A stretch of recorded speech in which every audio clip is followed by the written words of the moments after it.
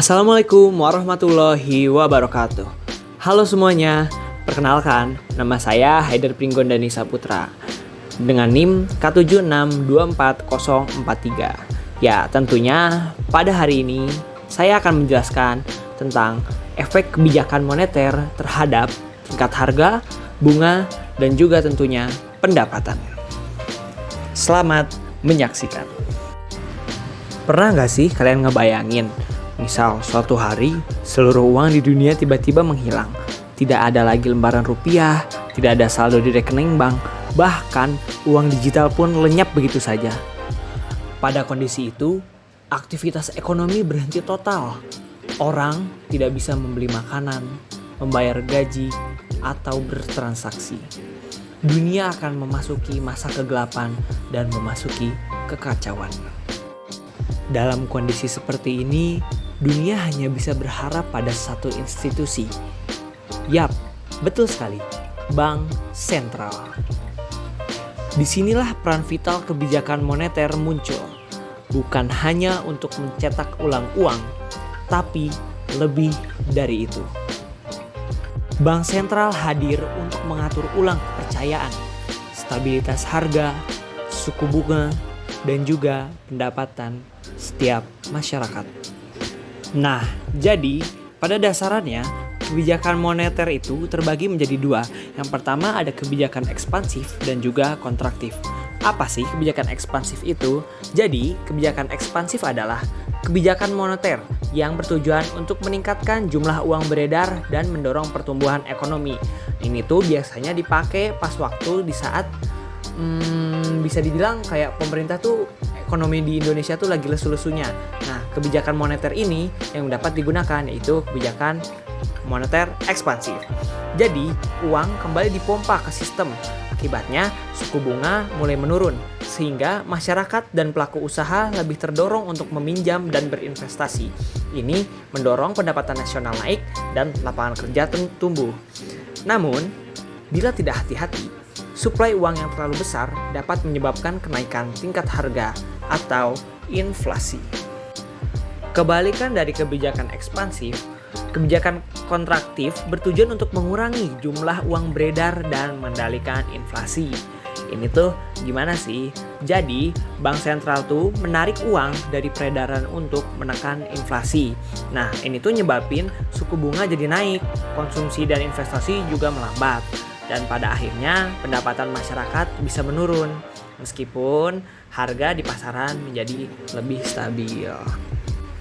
Nah, biar mempermudah teman-teman sekalian, mending kita sekarang pakai pendekatan kurva. Nah, di sini pertama ada kurva IS. Kurva IS sendiri itu menunjukkan hubungan negatif antara tingkat suku bunga dan pendapatan atau output. Nah, ketika pasar barang berada dalam keseimbangan dengan rumus Y sama dengan C plus I plus G. Namun kurva IS ini biasanya digunakan untuk kebijakan fiskal. Sedangkan untuk kebijakan moneter yang kita gunakan untuk menganalisa kebijakan moneter pemerintah. Nah, ini tuh menunjukkan hubungan positif antara tingkat suku bunga dengan pendapatan nasional Y ketika permintaan uang sama dengan penawaran uang.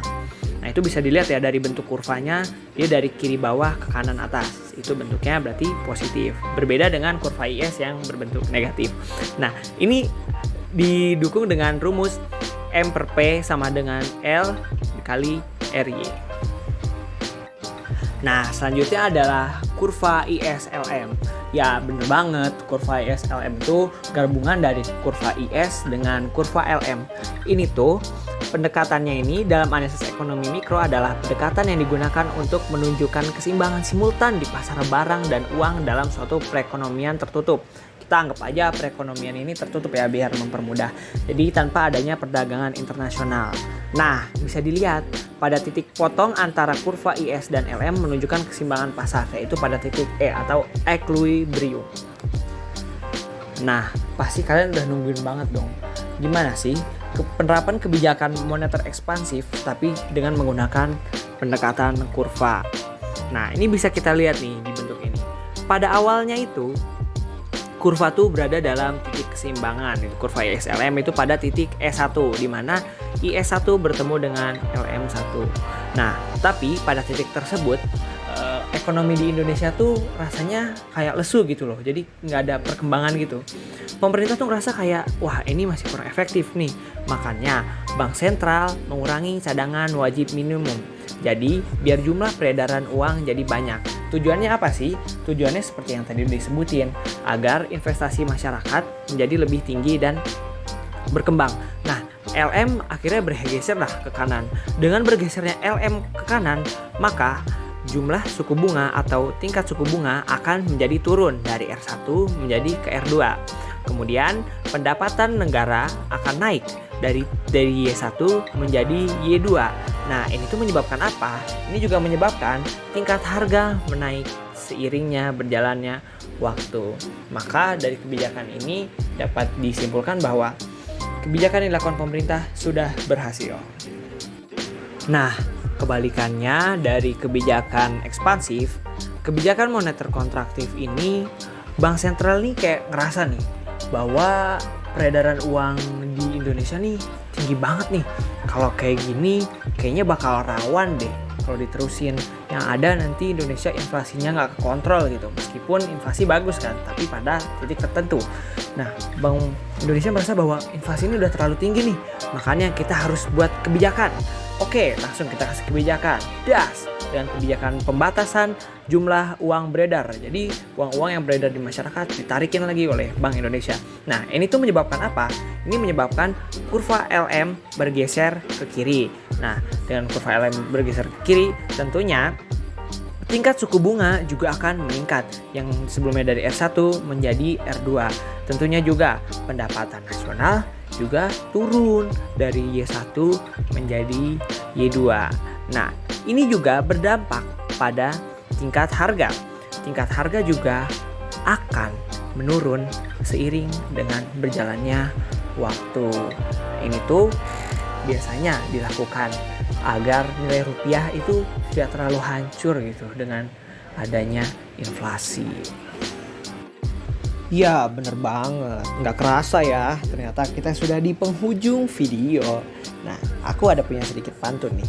Berkemah ke hutan dengan kekasih. Cukup sekian dan terima kasih. Wassalamualaikum warahmatullahi wabarakatuh. Semoga